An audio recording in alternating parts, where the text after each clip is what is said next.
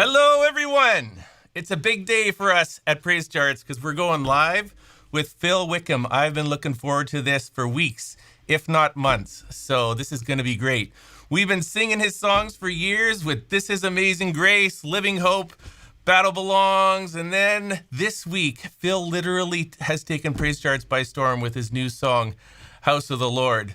So we love his songs. I love his songs. I've led so many of them for many, many years. And now's the time to get to know the man behind it all. So if you're listening live, give a shout out to Phil in the chat. And let's welcome Phil Wickham to PraiseCharts. Phil Wickham. Love it. Hey, how are you? Good to see you. Man, this is the most slick live podcast. You have it so dialed. I'm so impressed, man. Even the little buffers. Yeah. Thank you. Man, you look great. The lighting. Do you have a makeup person there too? No. How do you look so good? I was just telling Phil, if anybody has been watching PraiseCharts live in the last 6 episodes, literally every single one, we've had video problems. I mean, yesterday I opened with an interview and the video went frozen, audio's off and all that. So I told Phil, it's all been in preparation for today for you. Wow. So this is going to go smooth. Thank you for the compliment. Well, yeah, don't jinx it so far. I mean, because this is amazing. You even you have like a controller there. Why don't you show everybody your different views and stuff? This is amazing. If I do that, then it's going to jinx it. So I'll have to show it afterwards. Okay. But I will tell you this, Phil, I'll send you a link. I made a video of my home studio office. So if you're interested, maybe some other people are interested and you can see how it's all set up and all of that. Yeah, but I actually am curious. Okay. We only have half an hour and I've got so much that I want to talk to you about. So this is going to be great. First of all, I thought about this. How do I want to start with Phil Wickham? And this is how I want to start is I just want to say from myself, but certainly on behalf of so many worship leaders, thank you from the bottom of my heart for being faithful to God with all the songs that you have written. You, in my mind, you are a legend in the way you write songs that just connect so broadly and so widely. And they're not just simple songs. Like you have brought us the modern hymns of the church for this era that I'm living in. And I was just watching in chat there, someone was saying, when I got to lead worship impromptu, these are my go-to Phil Wickham songs. So I just want to say thank you. Wow, literally brought some glassy eye situation to me. I mean, I think back over my, I'm not trying to, no false humility. Yeah. I feel like like a living, breathing monument of God's grace and faithfulness that that someone from Canada would get on and say that to me. Yeah. I just think back, I'm like, man, I am so unworthy of it all, of putting any prayer in anybody else's mouth. And it's just a testament of God's grace that he lets me do it. And I'm so thankful. So thank you so much for saying that. Yeah. Well, the whole purpose of this is it's for me because you and I have never talked before today. I'm just thrilled to be able to get to know you like this, even though it's in front of a bunch of people. But I'm a super fan of yours. And at PraiseCharts, obviously, we've loved having your songs here. But the reason why I wanted to do this time with you is to try to get to know the guy behind the songs. We sing the songs and we're like, oh, Phil Wickham, this and that. And you're just like this icon out there. But I want to bring you kind of home here, even for my own purposes. I just want to find out a little bit about you. I was just even asking to start, where are you right now? Because I've seen little YouTube videos of you holed up somewhere I'm sure it's in your house. It's a home studio of some kind. We've all got our studios. Tell me about your space. You give it credit by saying it's a studio because let's see, I bet if I measured it out, this is probably like about 13 by 12 foot room here. Yeah. But the reason why we even bought this house a couple years back was because it does have above the garage a separate little place that you could build out. It's separate from the rest of the house, and that's something I never had. And I had 4 kids. Yeah. And so to get anywhere by myself was impossible before we got in this place. And so So we got in this place and just built that. I'll show you guys around here. Okay, so cool. The Phil Wickham tour. Okay, there's a little bunk. Oh, wow. Back in there. Okay, yeah. Brian Johnson from Bethel was out here last week, and that's where he slept. That's where the guys sleep when they come to town. And there's my little desk. Okay, this is the Phil Wickham studio, people. Look at that. There's my piano. Okay. That's where I write songs on that thing. There's there's my couch. Okay. And then that's the whole room. And you got your somehow, Phil, it's like you have just come down to earth for me. Now you're just a normal guy, with a little man cave above his garage to get away from the noise of his kids. But awesome. So I mean, and this mic up here, I won't show it to you, but that's where I recorded most of the vocals for my upcoming record, right in this room. And it's an interesting process recording this new record because so much of it was during 2020. And so we had to do, I would say 80 to 90% of it was all remotely recorded. A drummer in Nashville, a guitar player in Portland, Oregon, producers in Nashville, LA, Dallas. It just was so spread out. It was such a team effort. And then this is the first time I had to, I didn't do all the vocals myself, but the first time I recorded any vocals on my own in my studio. And I think they turned out pretty good. So who cares? At the end of the day, it's the songs come out and then it's about us singing them in church and listening to them and worshiping with them, right? But I know when you're a worship leader and a worship songwriter, it's whatever it takes to get the people singing the songs. That's the end goal, right? So yep. Mm-hmm. Just new prayers for the church to sing a new song unto the Lord, the scriptures say. Yeah. And so when I'm writing a song, I write different songs with different goals. Yeah. Once in a while, I'll write a pop song with a friend or something like that, or write a Christmas little jingle or something. Yeah. But my heart just, and I think it's overwhelmingly obvious in the stuff I write. For new songs for me to sing, new songs for my family to sing, new songs for my local church to sing. That's really what I'm thinking about when I'm writing songs. The churches that I'm a part of, would we sing that there? Would this serve us well? And I used to think honestly, honestly think I wonder if radio would play this, or I wonder if this, and that always messes it up for me. And now it's just the people that God has put me in front of to serve the most often, will this point their hearts to Jesus, and this is something they would get behind and sing. And I think it's just with the mindset of serving my local church, it's really given me songs that I think would serve a lot of local churches. Yeah, for sure. Well, you have so many songs that I'd like to hear stories about all of them, but I want to focus in on the two, one being Battle Belongs and then House of the Lord, which came out this week. But with Battle Belongs, I feel like it became a bit of an anthem for 2020-21. I don't know if you've ever felt like that, but the timing of when it came out and then what was going on in the world, can you just take me a little bit into what was going on in your world when that song came out? And I'm sure stories have come back to you of how that song has been an anthem that has carried people through such a challenging year. So tell me a little bit about your story through the year. Well, I'll start by saying so many of these new songs on this upcoming record were written in direct response of what God was doing in my heart and what I was praying over my family and over the world during 2020. But Battle Belongs was one of the earlier songs written. Funny enough, it was written during this FaceTime call with my buddy Brian Johnson. We've written quite a few songs together now. And he just got inspired by this phrase he read in a book, and about when I fight, I get on my knees to fight, or I fight with praying. I can't remember. It wasn't exactly the same lyric, but I thought, man, there's a song in that. And so I was just inspired by the truth. And I wish I was I wish I was watching the news and seeing the fire, and I was just we need a fight. I wish it came out of that. But in other ways, I'm kind of glad it didn't, because I didn't know where this song came from. And it wasn't me or Brian hadn't been going through some huge trial, huge storm, but we had this song in our hands that I felt like was so special, and it wasn't finished yet. But we were on tour together last fall, and he said, "Hey, that battle song, let's lead it tonight." I'm like, "It's not done, bro. You can't lead it." And he's like, oh, I'm sure. Let's just throw it. He's like, the chorus is awesome. Let's just use whatever verses we want to write, and we'll rewrite it. So it's like, okay, what about I had this long note on my iPhone, and I took, okay, like, what about these lyrics and this bridge and that bridge? And I just I put it all together and said, okay, this will be okay for tonight. And we showed it to the band. The band learned it in like we played it through twice. And they're like, okay, we got it.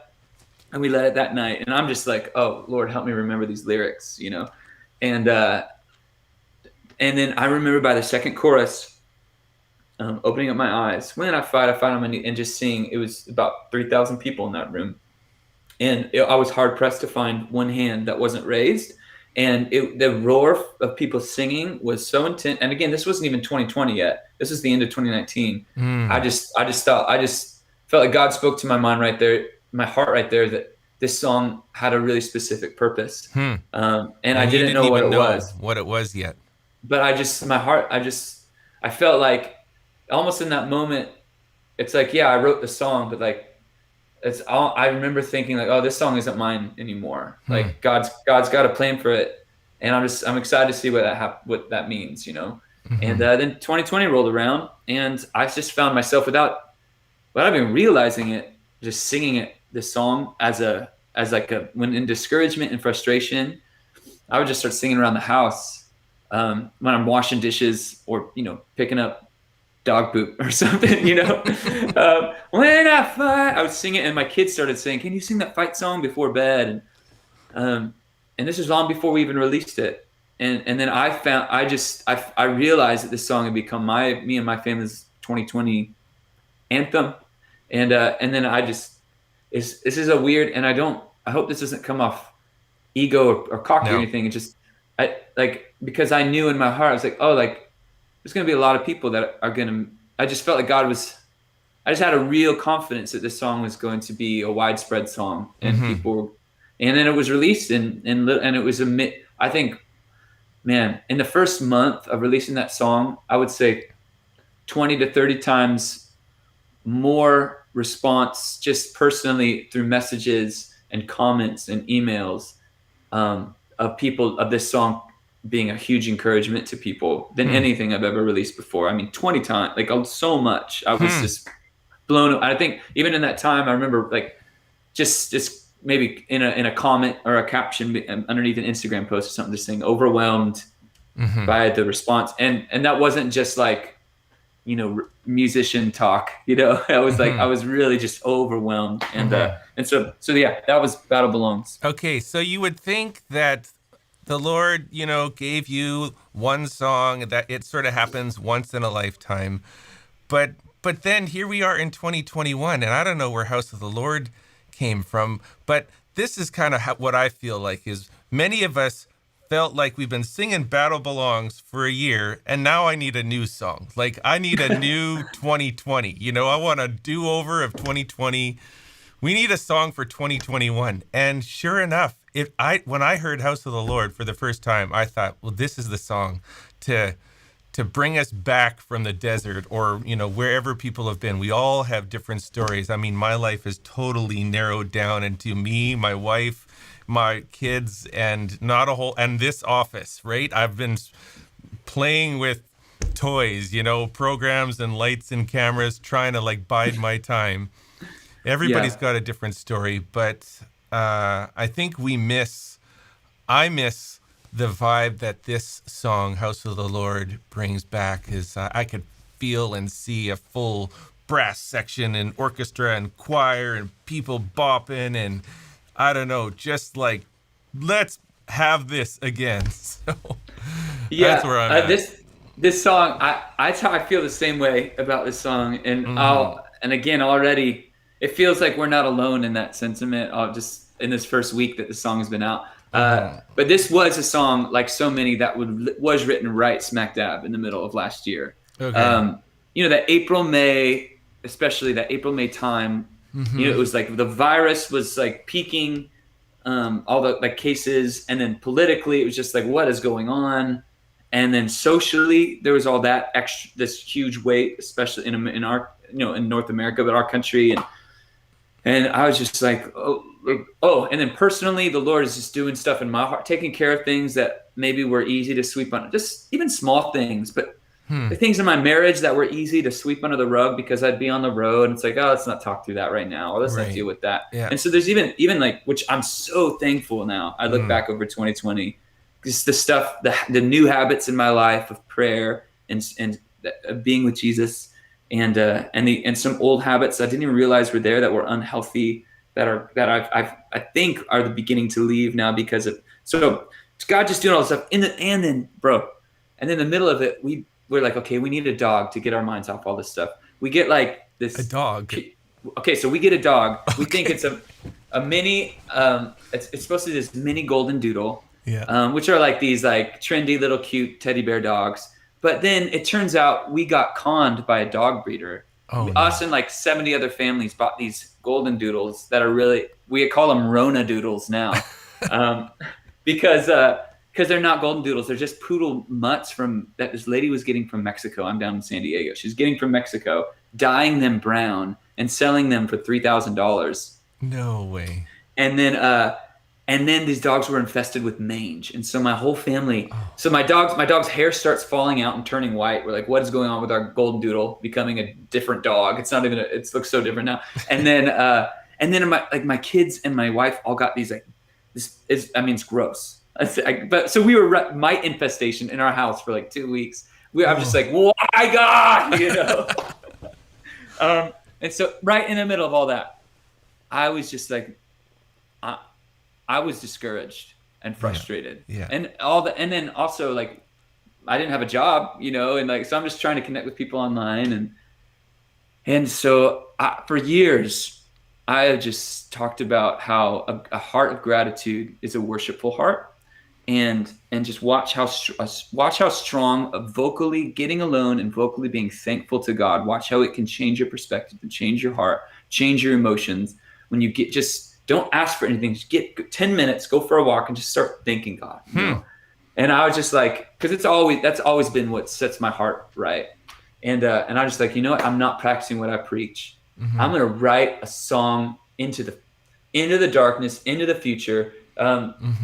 I love there's a pastor I love that says, write songs for where you'd like to see your heart and where you'd like to see your church a year from now, 5 years from now. I'm like, okay, I'm gonna do this. I'm gonna remind myself of who God is, who I am in Him, and I'm gonna have joy because He gives me joy in everything. So it really was like Battle Belongs is a fight song, but for me, House of the Lord was more of a fight song of like, I worship the God who was, who is, who always will be. I worship the God who parts the sea and opens prison doors. He sets captives free. There's joy and even that I can't be in the house of God that was made by hands. I am the house of God. There's joy in here.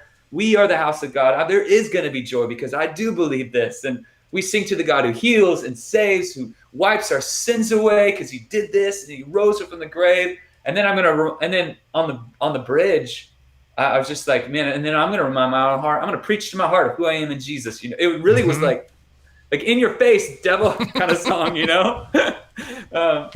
And so we were the beggars, not the royalty. Yeah. We were the prince. And honestly, my heart was lifted.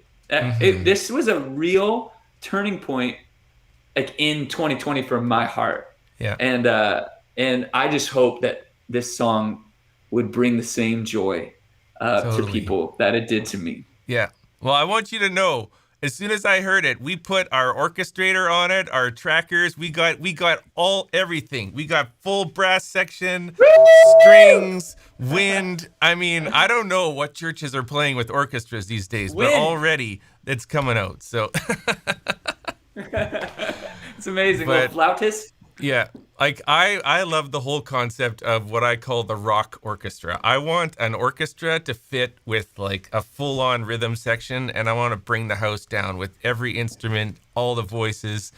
And I know that's a big church kind of vision, and there's a lot of small that's wild that you're saying that, because lately I've been thinking like, man, I'm ready. If there was a morphing of where we're at, kind of with the electric guitars and Mm-hmm. vibey pads, but also like bringing back some of that, Yeah. like just jam, like Yeah. big old orchestra jam. I mean, I don't know how I'd ever do it, but I'm like in my heart, I'm kind of ready to explore Okay. that. Well, what you need to do is you need to call me, and we'll be like the PraiseCharts, Phil Wickham, boom, project. Yeah, joy in the I know. house.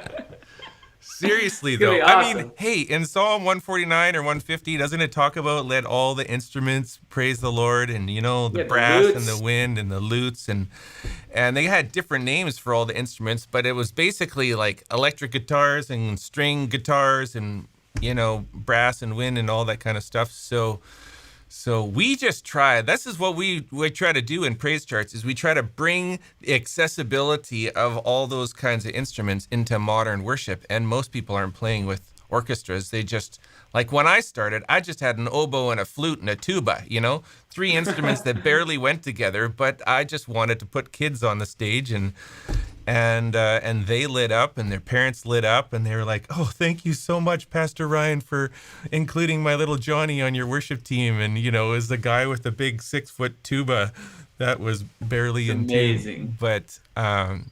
But you know, here we are, 20 years later. I think we've written 2,500 orchestrations. We're doing almost one Wow. every day of the week, just trying Wow. to keep up with songs. But normally, I wait until a song comes out as a chord chart and then lead sheet and piano vocal, and I make sure people want it, and then we orchestrate. But with your song, I was like, forget it. We're going No. straight to the end because Oh, I thank know you. the church Thank needs you. this song. So Amazing. Wow. That's incredible. Thank you yeah, so it's much. fun. Yeah, I hope you feel encouraged.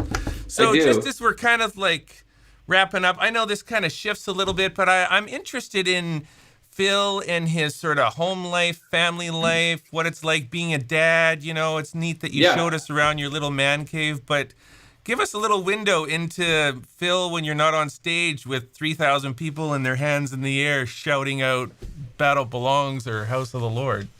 Yeah, I mean, it probably looks a lot. If you're a dad Yeah, and a husband, it probably looks a lot like your life. You know, yeah, fundamentally, I am very thankful that, and it's definitely not cheap to live in San Diego.